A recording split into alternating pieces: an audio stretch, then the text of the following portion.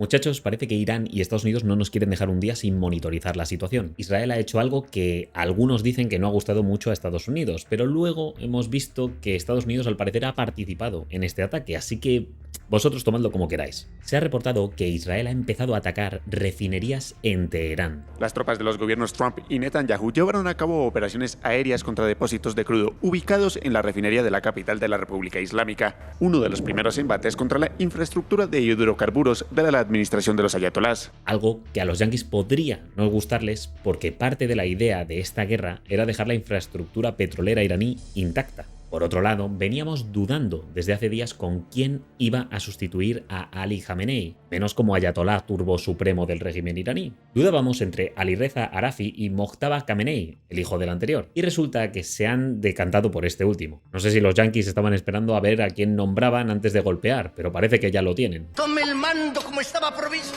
¡Así que sí!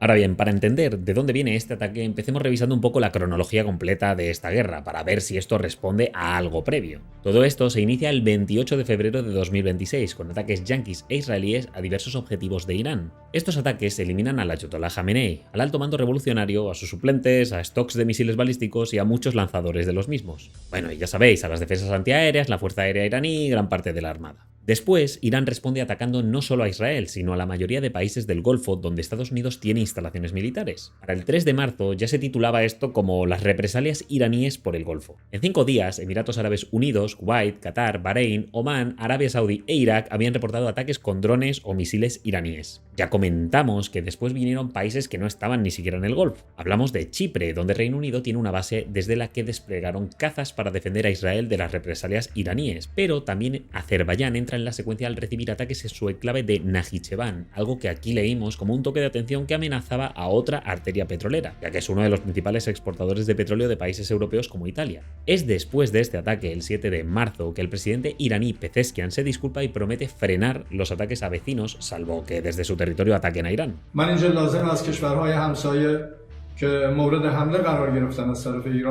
Pero casi inmediatamente después siguieron los ataques por parte de la Guardia Revolucionaria iraní. Literalmente horas después de ese anuncio, la Guardia Revolucionaria afirmó haber golpeado un centro aéreo estadounidense en Abu Dhabi. Esto para mí no es sino una prueba más de que la defensa mosaico iraní tiene tanto sus pegas como sus ventajas. Porque sí, buscas que una decapitación no evite que la Guardia Revolucionaria siga atacando. El problema es que la Guardia Revolucionaria descentralizada está quitándole autoridad cada vez más al gobierno central, ya que no hay nada que reste más autoridad a Pezeshkian que salir diciendo que pararán los ataques a vecinos si no había una provocación previa, y justo después se lance un ataque a las proximidades de Abu Dhabi, sin que se hayan producido nuevos ataques yanquis ni israelíes de por medio. Pero bueno, también ha habido reportes de ataques a depósitos de combustible en el aeropuerto de Kuwait, y medios iraníes hablaron de objetivos en Bahrein, y lo de Bahrein es representativo de lo que preocupa en la región, porque la Guardia Revolucionaria empezó atacando instalaciones de la quinta flota yanqui, pero pasaron al puerto de Bahrein en sí, en lo que representa un objetivo civil. Os recuerdo que este país tampoco es muy grande, es una islita que está aquí, da para un circuito de Fórmula 1 y poco más. En este puerto golpearon a un petrolero y no es lo único, se han atacado infraestructuras digitales de Amazon Web Service, que reportaron que un dron iraní impactó cerca de una de sus instalaciones, provocando daños a la infraestructura y cortes en energía y conectividad. Bahrein también ha reportado daños contra complejos de refinado de petróleo, pero lo gordo viene al final de este reporte de daños, que empezó como infraestructura militar yanqui y luego a infraestructura civil con unas de las plantas desalinizadoras de Bahrein. Empiezo diciendo que hasta la fecha es la única infraestructura civil de este tipo atacada. Hablamos de algo que literalmente mantiene con vida a 1,5 millones de habitantes en la isla, porque Bahrein es uno de los países más pequeños del mundo, literalmente es más pequeño que Madrid, pero tiene, como he dicho, un número de habitantes muy alto.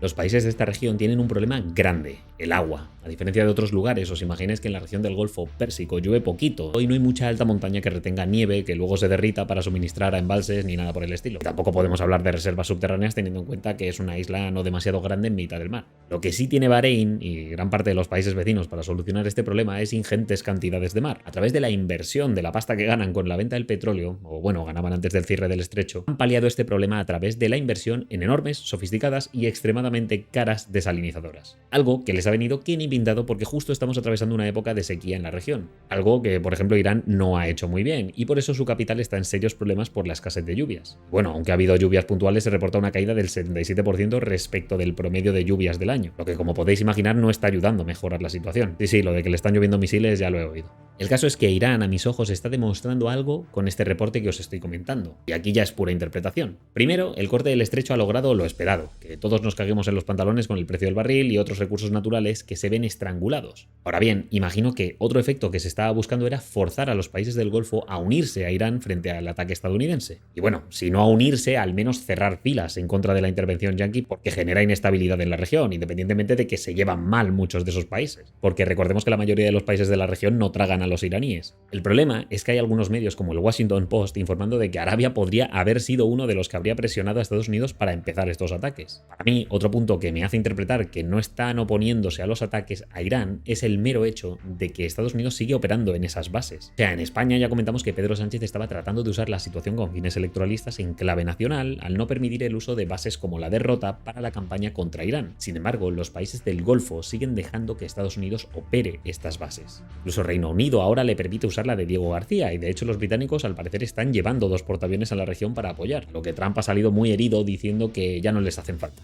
Ya no eres necesario. ¿Qué implica esto? Que al menos hasta la fecha, y pese al boom del barril del petróleo, parece que la tendencia en los países vecinos de Irán y en Europa es la de condenar la guerra en general, pero apoyar los ataques contra Irán. Y mi hipótesis se basa en más pruebas. Hoy mismo ha salido Ursula von der Leyen diciendo que nadie debe llorar por el régimen iraní que ha infligido muertes e impuesto represión a su propio pueblo. Unas declaraciones que claramente sirven para posicionarse con los yanquis e Israel. Because Europe must focus on the reality of the situation, to see the world as it actually is today. And I want to be clear, there should be no tears shed for the Iranian regime. This regime has inflicted death and imposed repression on its own people. They slaughtered 17,000 young people. And this regime has caused devastation and destabilization across the region through its proxies armed with missiles and drones. And many Iranians inside the country and across Europe and the world have celebrated Ayatollah Khamenei's demise, as have many more people across the region. That Europe can no longer be a custodian of the old world order. For a world that has gone and will not return, we can no longer rely on it as the only way to defend our interests, or assume its rules will shelter us from the complex threat that we face. O sea, la postura ya no es un qué mal está todo, hay que parar, tenemos que observar la situación. Es una respuesta unificada de mandar activos como portaaviones, dejar usar bases militares y decir que nadie lamentará la destrucción del régimen ayatolá. Esto puede cambiar, igual que ya ha cambiado. Pero amigos, resulta muy preocupante que la fotografía sea la de todos los países cerrando filas en torno a sus aliados. Y por otro lado tenemos a Pedro siendo felicitado por el presidente iraní y aplaudiendo su conducta responsable contra Trump. Es que este cabrón de Pezeshkian ha tenido los huevazos de decir todavía existe la ética, cuando su régimen ha matado en el último mes a miles de personas que protestaban contra él. No me invento el número, os recuerdo que el propio régimen ayatolá reconoció al menos 5.000 muertes. Así que partid de ese número para arriba. They slaughtered 17,000 young people. Y solo matizo lo hipócrita que me parece. Es obvio que la movilización que vemos va más allá de las muertes civiles. Entended que todo esto son movimientos políticos, en el caso de España para inflar las estadísticas electorales a nivel nacional y en el caso de Israel y Estados Unidos para quitar a un régimen que les obstaculiza. Lo que pasa es que al menos coincide que el régimen ayatolá da asco y por eso es más fácil vender la narrativa. De hecho, en primera instancia los yanquis no le dieron tanta importancia y tendieron un puente luego diciendo que España ahora estaba colaborando con el esfuerzo cuando se publicó que habían mandado una fragata para proteger a Chipre de Irán. España va a enviar una fragata a Chipre ante los ataques de Irán. Se trata de la fragata Cristóbal Colón, que operará junto al portaaviones francés Charles de Gaulle y varios navíos de la Armada griega. Pero aún así, al parecer se recalcó desde el gobierno español que aquí la postura española no había cambiado, aún con la movilización naval. El ministro de Asuntos Exteriores, Unión Europea y Cooperación, José Manuel Álvarez,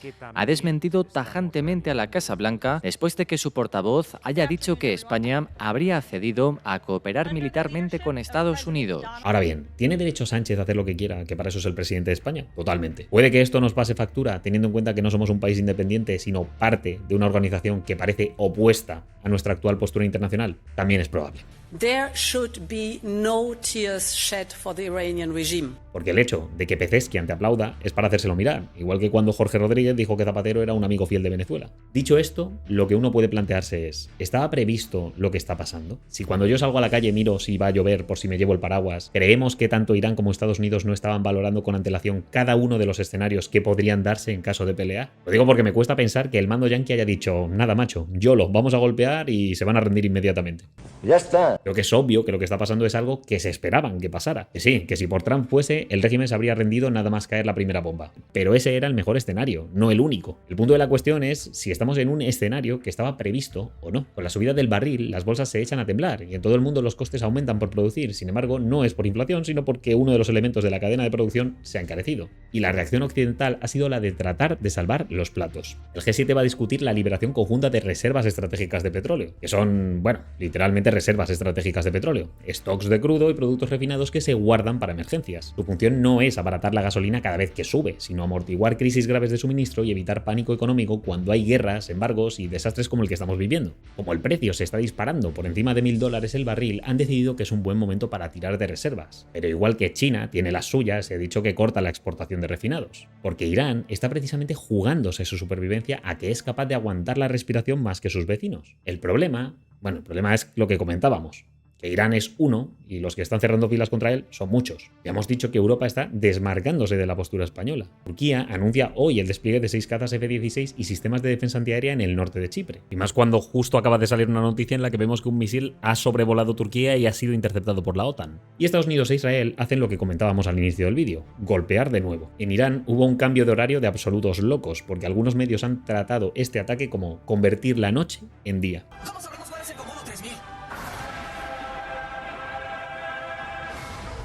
Todavía no se saben todos los detalles, pero se reportaron bombardeos sobre instalaciones de combustible y petróleo en Teherán, con incendios que no es que fuesen visibles, es que hicieron visible todo lo que estaba pasando en mitad de la noche. Ahora bien, este ataque, tal como se anticipaba, podría no haber gustado a Trump porque, aunque puede que estén preparados para meses de campaña, como dijeron, la intención final a mi parecer es que, cuando se logre lo que sea que quieren lograr en el país, la infraestructura petrolífera se ponga a trabajar inmediatamente, aunque ya solo con poder reabrir el estrecho se iba a solventar mucho problema. Dicho esto, vemos que la sangría económica es innegable para ambos bandos. Pero a mí me cabe preguntar si de verdad creemos que esta campaña es menos soportable para Estados Unidos que para Irán. ¿Por qué digo esto? Pues porque no hay un consenso claro, porque hay contabilizaciones de los ataques con misiles balísticos y la tendencia pinta muy mal para los iraníes. Esta gráfica y esta captura no tienen una fuente visible, pero vistos los reportes no sería descabellado pensar que podríamos estar en una cifra medio realista. Insisto, es un mensaje orientativo, no está confirmado, vosotros creed lo que queráis creer. Porque aunque están dando sustos con los ataques a servicios de Amazon o desalinizadoras en Bahrein, hay un problema, y es la sostenibilidad de estos ataques. Algunos analistas señalan que los interceptores de misiles valen una pasta, y tienen toda la razón. El problema es que toda esa pasta no la está poniendo solo Estados Unidos e Israel, sino que el uso se está repartiendo entre países del Golfo, como Arabia, Emiratos Árabes Unidos, sin desmerecer al resto de petromonarquías. Pero es que también tienes a países europeos por la zona, que os recuerdo que Reino Unido está ahí metido en Chipre y está mandando sus portaaviones. Francia en Omán, y ahora hasta España está mandando embarcaciones con sus vecinos para defender el Mediterráneo. No estamos hablando de que el coste lo esté asumiendo un único país, como es el caso de Irán, sino que está muy repartido entre países con un PIB conjunto bastante potente. Os recuerdo que Irán está valorando hasta mover su capital por la sequía, por poner un contraste. Con esto lo que quiero decir es que hagamos números, porque es probable que lo que se esté buscando es precisamente el colapso militar descentralizado de Irán. Al parecer el principal problema de los misiles balísticos iraníes es que están en instalaciones subterráneas y que están sellándoles las entradas y salidas con ataques aéreos, ya que los yanquis se han dicho que controlan el aire en Irán. Y lo que decíamos, las reservas de lanzadores van escaseando. Por eso la gráfica nos enseña que aunque Israel y Estados Unidos siguen atacando, aunque Europa está mandando activos militares y aunque Irán sigue con la táctica de guerra descentralizada, el problema es que ya no son capaces de lanzar grandes oleadas de misiles con las que saturar la defensa aérea y los interceptores. Cada día que pasa son menos interceptores que se gastan, porque no tienen que interceptar tanto, ya que los iraníes no pueden lanzar al mismo ritmo por la escasez de lanzadores y el golpe a los stocks de misiles. Es una pura cuestión de números, a mi parecer. Ahora bien, esto no implica que la guerra esté ganada para los yanquis ni perdida para los ayatolá. Lo que implica es que Irán habría perdido casi completamente esta capacidad de represalia. Porque, insisto, ayer se atacó Teherán en un ataque muy contundente y que dejó una imagen brutal.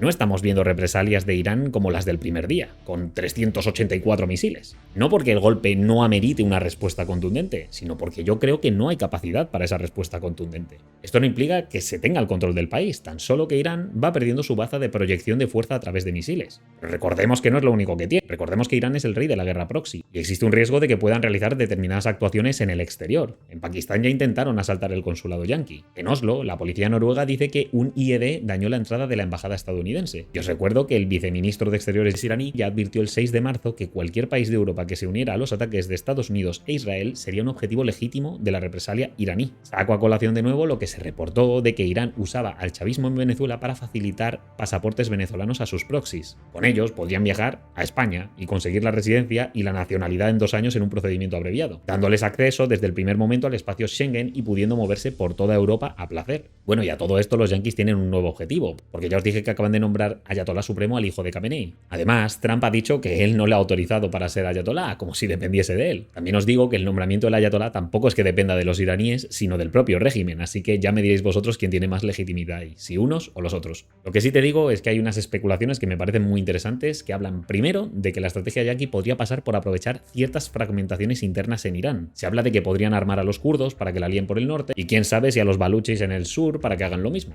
rompiendo un poco así la defensa mosaico revolucionaria. Hay otra teoría que habla de un escenario en el que la Guardia Revolucionaria da un golpe y se queda con el poder de los ayatolá, y después se abre a negociar un cambio de las relaciones con Estados Unidos e Israel. Y otra que me parece interesante es que Trump podría aguantar la presión hasta que se confirme que la capacidad balística iraní es nula, y entonces retirarse para que sigan con el toma y daca los países vecinos al ver que Irán ya no tiene dientes para morder. Esto también lograría al fin formalizar las relaciones entre Arabia e Israel, supuestamente.